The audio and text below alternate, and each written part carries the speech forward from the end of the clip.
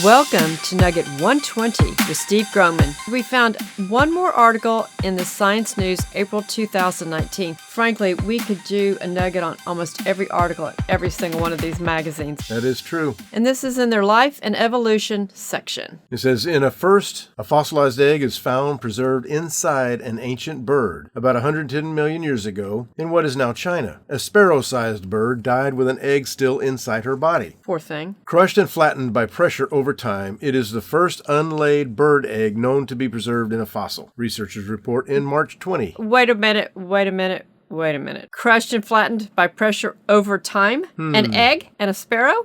Okay. Anyway, this paleontologist noticed something odd when they looked closely at the fossil. The bird had a strange sheet of tissue between her pubic bones. Examining the tissue under a microscope revealed that it was part of an egg. Well, we assume that. But anyway, all was not well with this bird. The eggshell has 2 layers, not the usual one, suggesting the egg remained too long in the abdomen. And the egg's layers are very thin. In modern birds, particularly small birds, under extreme stress, these symptoms can indicate a deadly condition which a bird can't lay the egg. The team suggests that an unlaid egg may have untimely killed the mother. And then over a period of time, she was petrified? Yes, a period of time she got crushed and And the egg?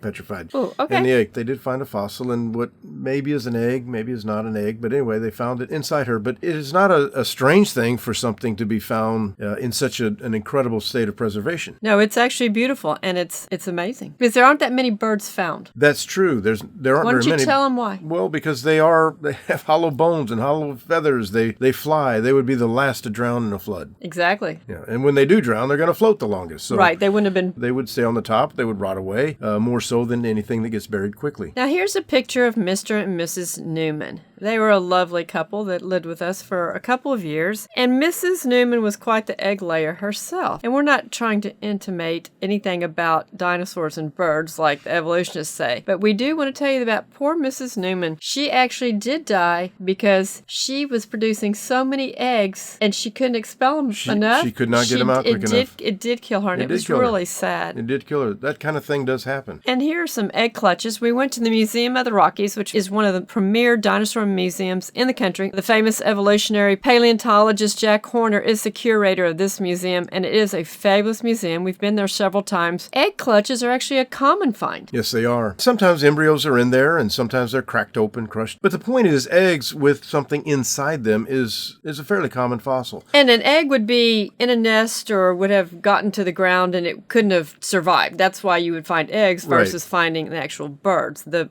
eggs would have been buried, and that's why we do find eggs. And there are a lot of eggs found in Montana and in China. Yes, and we do have a turtle egg also that is turned to stone, and the little turtle embryo is still in there. And we've been to the famous Egg Mountain where so many dinosaur eggs were found in nest, and Horner was one of the ones who did this excavation of sorts, I guess you will call it. It's actually a beautiful place out in northern Montana. Some of the eggs and nest were extremely well preserved. This is all at Egg Mountain. Much less trampling of the eggs seemed to have occurred, which was a clue in itself. One nest discovered by Horner and his team was complete and consisted of 19 eggs laid in a precise spiral, with a single egg placed vertically in the center of the clutch and the others leaning progressively farther outward along the spiral. Each of the eggs was little distorted and very well preserved. So was there anything inside? The answer was produced by looking at the eggs with a CAT scanner, the machine used for making detailed x-rays of the human head. The scan showed embryonic bones. This whole thing that they were neatly laid out shows that it was buried quickly. Right. It was buried rapidly. There wasn't any disturbance to it prior to burial. It was just boom. And it didn't lay out where scavengers or the weather could Correct. get to it. It was buried rapidly, like at Noah's flood. Right, and there's no mechanism that evolutionists have to account for that kind of a burial. They have to say it's a catastrophe. They have no other. It they had have to no be other something thing to drastic that just boom laid on the top of it. We also have a chicken egg that is turned to stone. A woman brought it into one of our meetings, and the little embryo is still inside the thing. It's an awesome fossil. It is an awesome fossil. And then back to MOR, the Museum of the Rockies,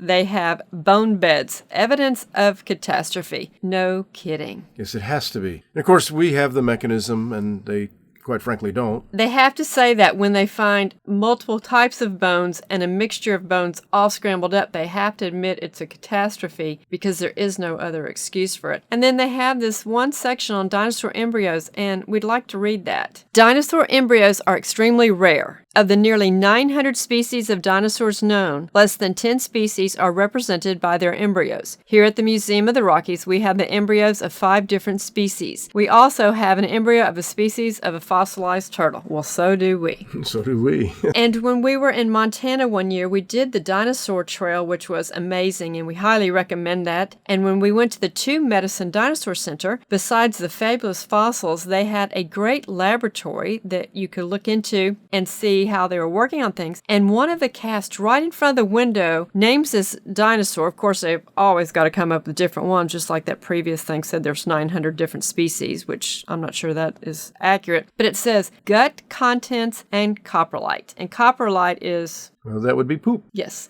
And we all know how soft your gut contents and coprolite would be in your intestines. And again, it's petrified, which shows a rapid burial. It would have had to have been rapid burial because things like that rot away quickly. They dry up, they rot away quickly. So it has to obviously happen quickly. Dry out. And dry out. But another thing, many of these places, we encourage people to go to museums. Many of these museums have, where they have the laboratory, they have just a glass wall where you can actually watch the people do the work. Yeah, it's really interesting. It is it's very cool. interesting. It's fun. It's fascinating to see, actually. But also at Sternberg Museum in Kansas, they have a big, giant fish fossil that has a fish within it. A fish in a fish. It just verifies rapid petrification, rapid burial.